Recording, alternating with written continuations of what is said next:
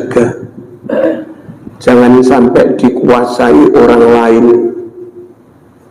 jangan sampai dikendalikan orang lain, jangan sampai diistikmar, diistikhraj, dieksploitasi orang lain. Harus dijaga. Pertama, dijaga statusnya, jangan sampai sejekal pun hilang lalu menjadi milik bangsa lain. Mengapa waton harus dijaga? Satu, fikih berfatwa sholat pun kalau tidak di tanahnya sendiri tapi fi ardin maghsubah, sholatnya sah tapi nggak diterima.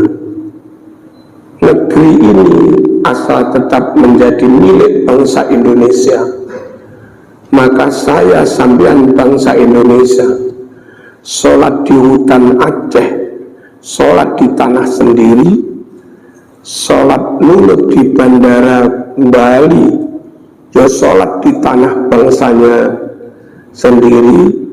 Pas kepepet nunut sholat neng Papua kono, ya sholat di tanah kita sendiri, bukan tanah maghsubah, bukan tanah yang digasap. Sholat kita sah dan diterima. Maka membiarkan sejengkal hilang dan dimiliki orang lain itu sama dengan, maaf, membiarkan hilangnya tempat sholat kita. Dan kalau sudah dimiliki orang lain lalu kita sholat di situ, sampai sholat menggasap tanah orang lain. Paham betul ini? Penting menjaga negeri ini supaya tetap menjadi milik kita, agar kita sholat dimanapun sah dan makbulah. Sah juga diterima karena sholat di tanahnya sendiri. Ini fikir, kajian fikir.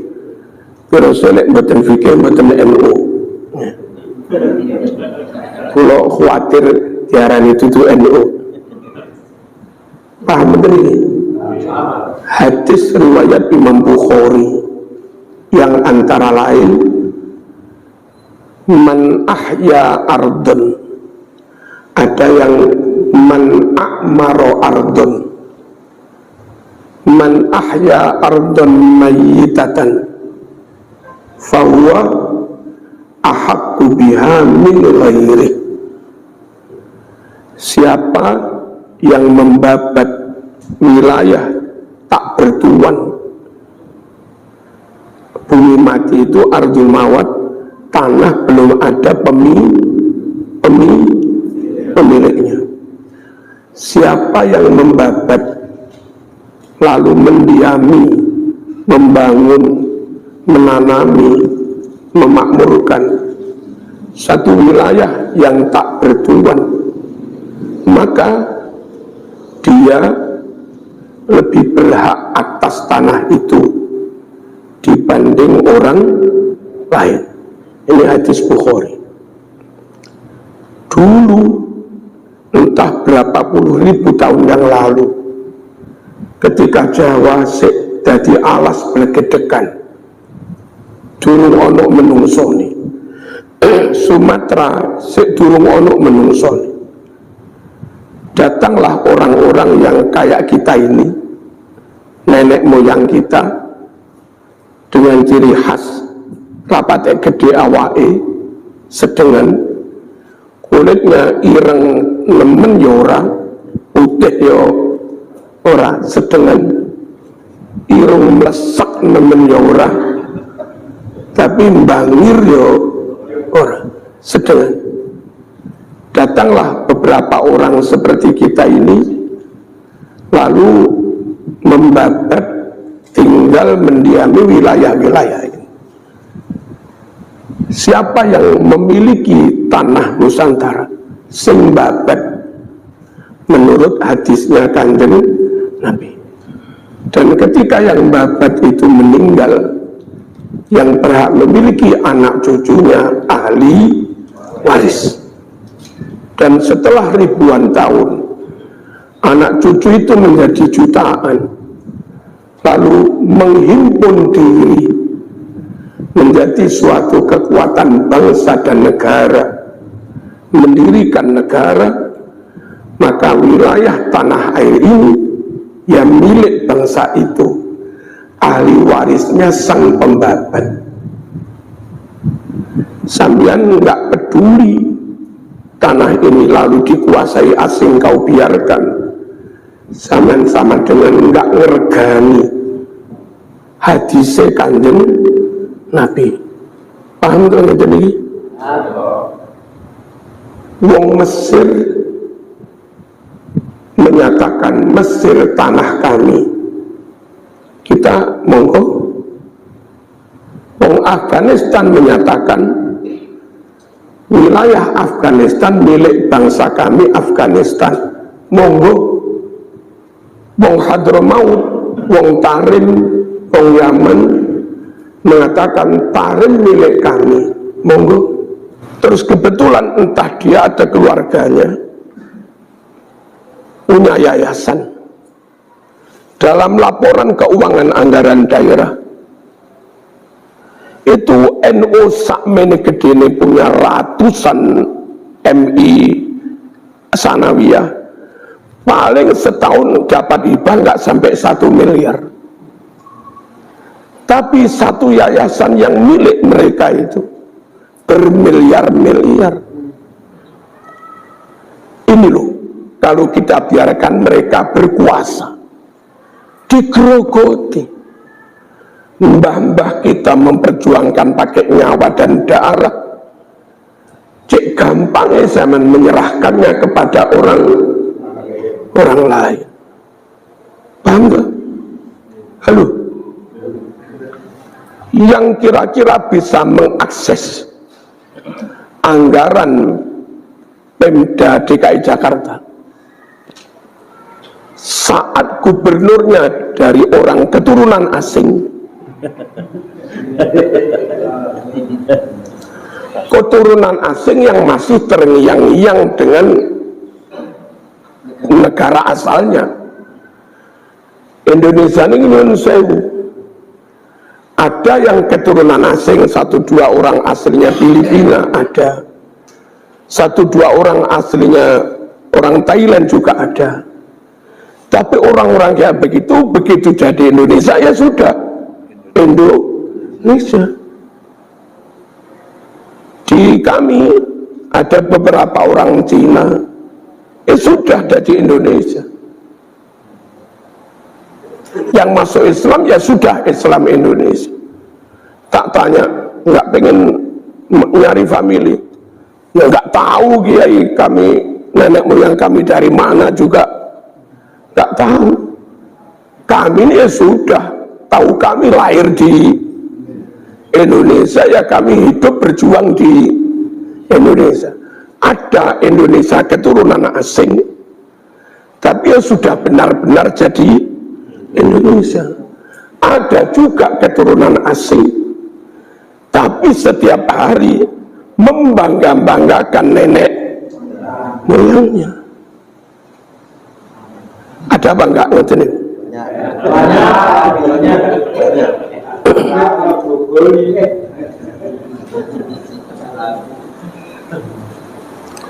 Nah, bahwa mereka kalau berkuasa bahaya.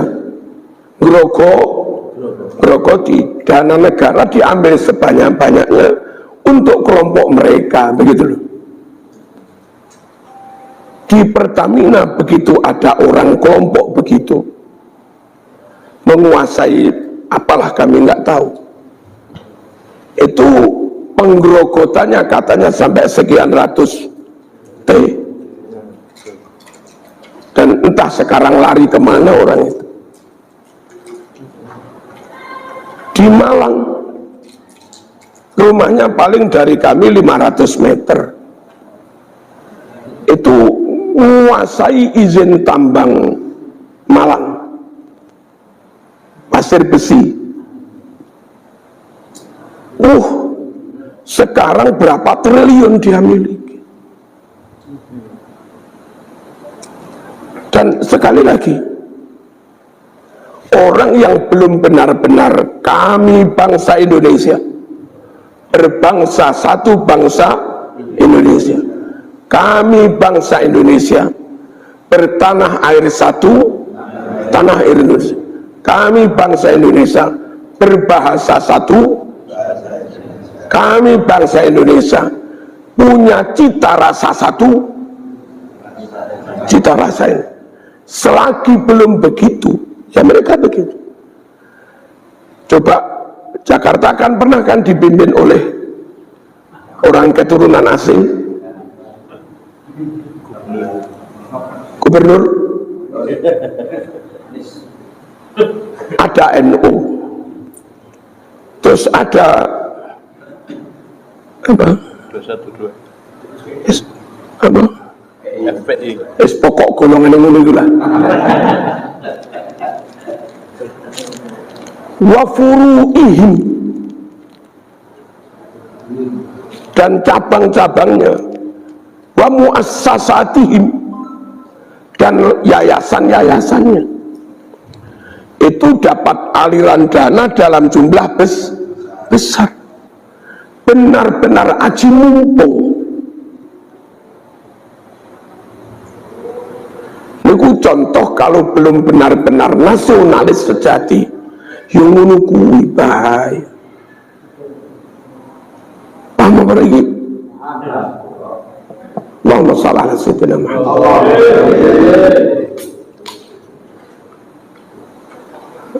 Lalu mereka nggak mau dijajah, maunya menjajah, nggak mau diambil, maunya mengambil. Maunya Kiai Suparman, kalau mereka boleh mengawini wanita Lampung, harusnya Kiai Suparman juga boleh menikahi wanita mereka kan.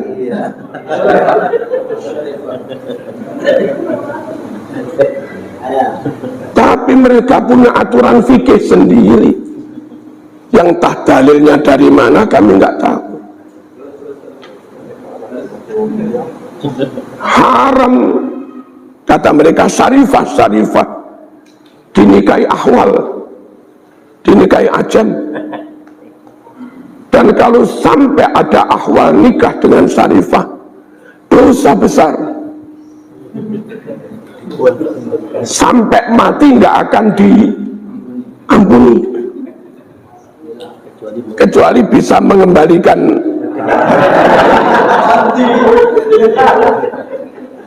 Itulah mereka. Nah, terus kalau orang kayak begini maunya menguasai tok, maunya mengekspansi tok, maunya mengambil tok, dan nggak mau milik mereka diambil, terus lalu mereka berkuasa di mana-mana.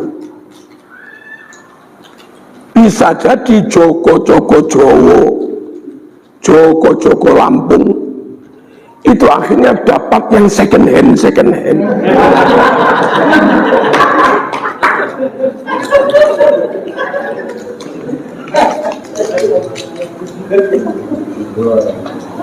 Di HP saya mungkin sudah di YouTube, ada salah satu menghadap ke Gus Saikhul Rizal, Ketua PWI Jawa Timur, ingin memberikan testimoni tapi minta dilindungi. Dia itu orang yang bertahun-tahun bertugas. Jadi you kan murid saya, murid wajib manut guru loh, nggih. Murid wajib manut perintah guru, nggih. Akhirnya status jadi murid itu, mau nggak mau si murid yang laporan ke Gus Saikhul Rizal itu sekian kali disuruh nyarikan perawan pribumi, umurnya harus di bawah 25 tahun. terus nanti entah berapa kali, dan harus siri, nggak mau nikah resmi, nikah biar tidak dosa, biar tidak zina, nggak mau resmi biar nyerainya gampang. Nah, itu dipakai berapa kali lepas, pakai berapa kali lepas.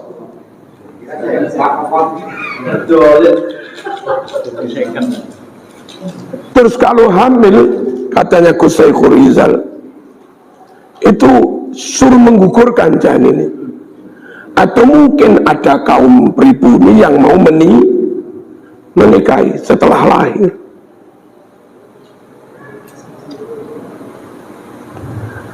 Nah, orang yang mentalitasnya kayak begini, paham fikihnya kayak begini,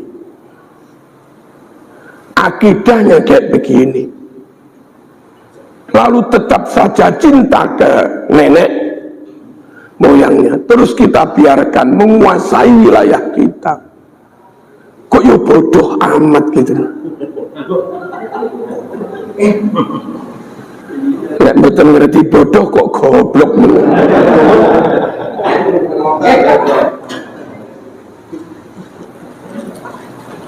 Paham dah? Tapi kami juga bingung. Mereka teriak dengan lantang, haram, dosa besar menikahi syarifah. Kita ini, bahkan zina nggak bakal diampuni kecuali mengembalikan keperawanannya. Cuma ketika ada gus besar melamar anak mereka, anaknya kiai besar, mengasuh pondok pesantren besar, itu dibolehkan.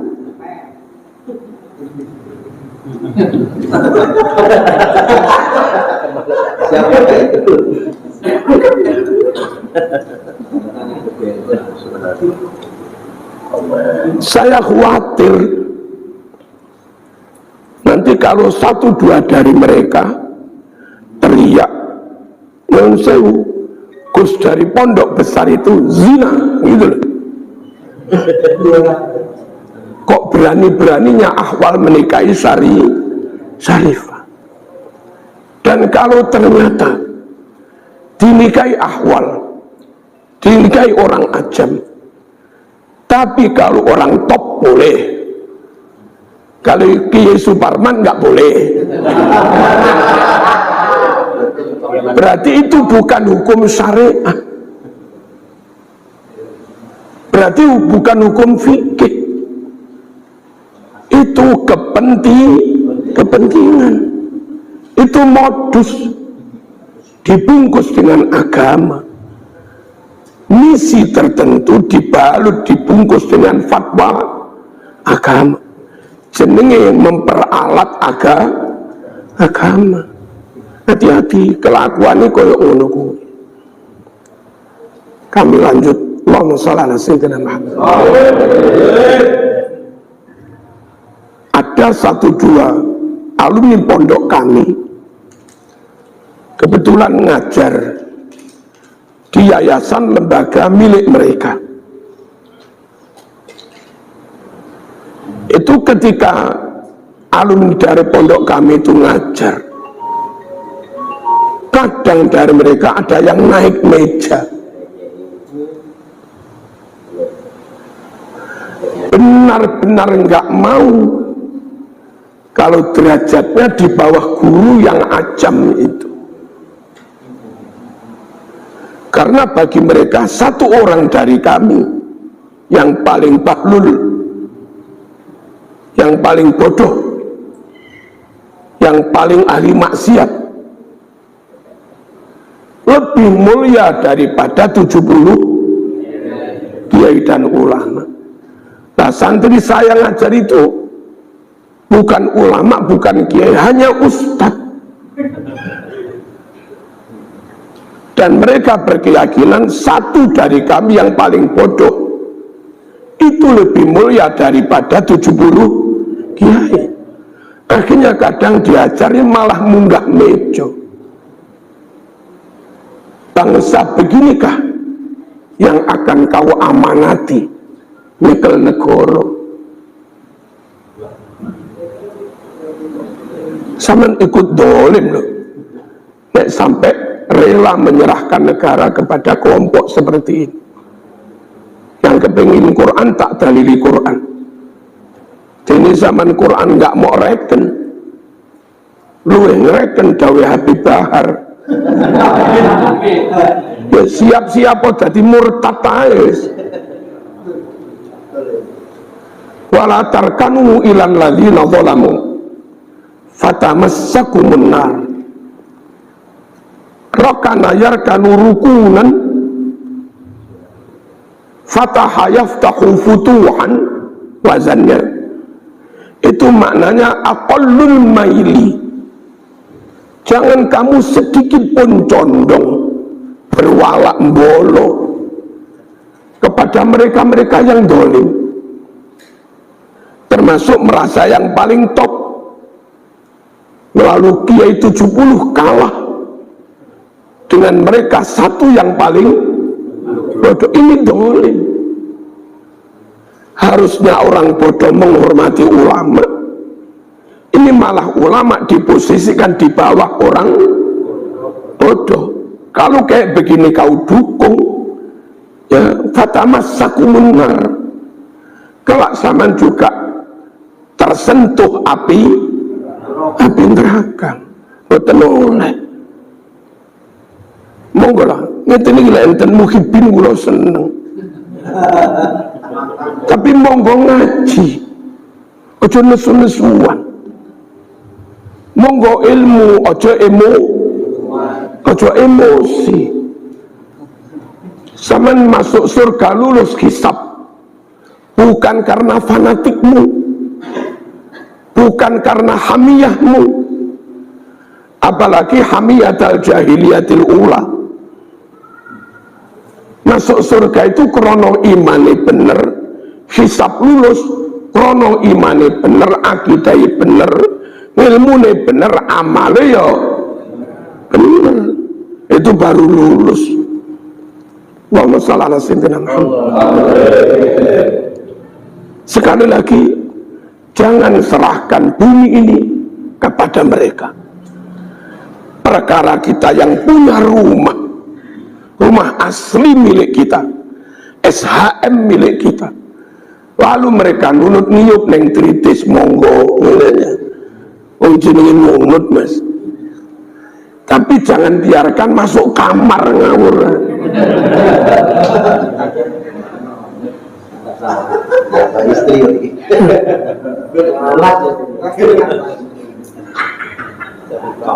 Saya nggak rela 70 Mbah Hashim, 70 Mbah Wahab dikatakan lebih rendah daripada satu Habib Bahar. Satu dari habaib lebih mulia daripada 70 kiai, meskipun habaib yang paling bodoh misalnya sama Nopolilo. 70 Imam Syafi'i masih kalah dengan yang ceramah tab-tab yaba.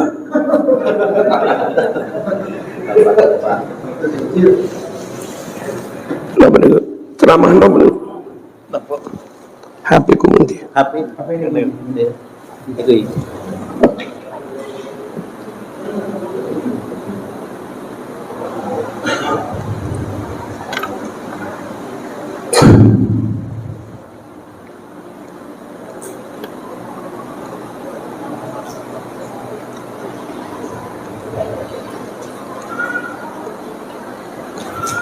Bismillahirrahmanirrahim. Wa inama kusirat wa inama kasarat inama litundiru manittaba dzikra. Asyhadu an la ilaha illallah Muhammad. Tabat yada pirapin watap. Itulah yang katanya wali besar. Itulah yang katanya wali level internasional. sampai ada orang kita pun berfatwa sah kuburannya dibangun di pemakaman umum, dan akhirnya benar-benar dibangun, lalu dibuat cungkup. Cungkup itu mengorbankan sekian banyak makam, lalu dari pinggir menuju cungkup dibangun cor. Cor itu menutup 51 makam. Alasannya nggak apa-apa, karena wali besar, ulama besar, ulama besar, wali besar saja ngunukuni. Wali ambulan. Katanya lampu merah nggak boleh diterobos, tapi ambulan boleh.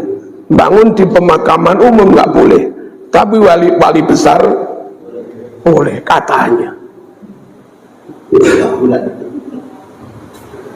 Niku Quran nopo ngapusi?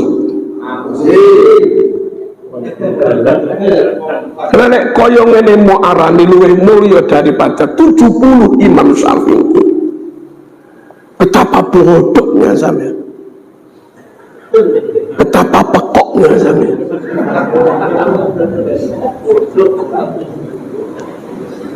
Terus kena opo sing nabrak-nabrak syariat, sing aneh-aneh. Kok cek gampangnya dihusnudoni, jangan-jangan wali. Bolak-balik nabrak syariat gak Jumatan, Mas. Terus menyebut diri jadi mursyid internasional, tapi gak Jumatan. Terus kula matur, wong sing syariate kenceng, Quran sunai kenceng, ngilmune pas dengan syariat, iku gak ndang-ndang mau arani wali.